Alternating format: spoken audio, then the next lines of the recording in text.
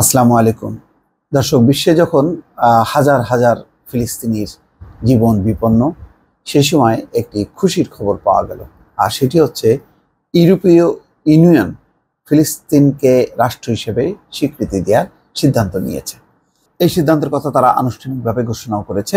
ফিলিস্তিনকে রাষ্ট্র হিসেবে স্বীকৃতি দিতে সম্মত হয়েছে ইউরোপের দেশগুলোর জোট ইউরোপীয় ইউনিয়ন।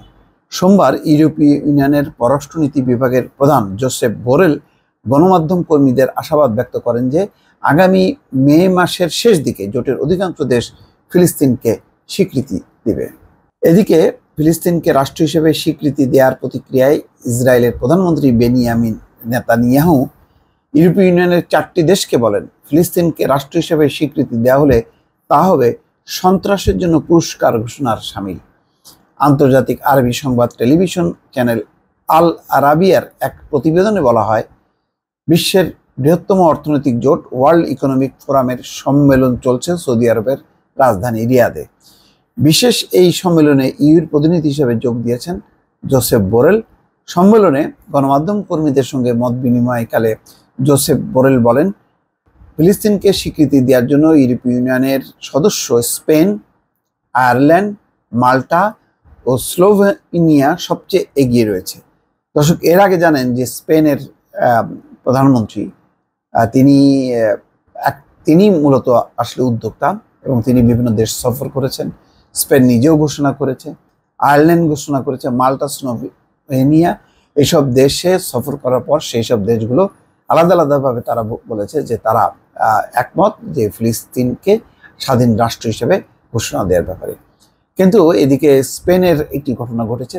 তিনি ছিলেন উদ্যোক্তা এবং তার অনেকগুলো দেশ সফর করার কথা ছিল, কিন্তু স্পেনের যে প্রধানমন্ত্রী তার স্ত্রীর একটি দুর্নীতি বিষয়ক জটিলতা বা কর বিষয়ক জটিলতায় স্পেনের প্রধানমন্ত্রী তার কার্যক্রম থেকে তিনি বিরত রয়েছেন। সেই সব দেশে জানেন ইউরোপের দেশগুলোতে যথেষ্ট পরিমাণ স্বচ্ছতা আছে রাজনীতিকদের, ফলে তারা এই ঘটনাগুলোকে খুব গুরুত্ব দেয় এবং তারা মনে করে যে জনপ্রতিনিধি হিসেবে তারা তাদের প্রতি যে আস্থা জনগণের, সেই আস্থাটা এইসব কর্মকাণ্ডে নষ্ট হয়েছে। ফলে তিনি তার কার্যক্রম বা প্রধানমন্ত্রী হিসেবে তিনি কোনো কাজ করছেন না, এমন একটা ঘোষণা আছে। কিন্তু তারপরেও এখন যেহেতু ইউরোপীয় ইউনিয়নের বৈঠক আছে মে মাসের শেষ দিকে, সেখানে ইউরোপীয় ইউনিয়নের অধিকাংশ দেশ ফিলিস্তিনকে রাষ্ট্র হিসেবে স্বীকৃতি দেবে।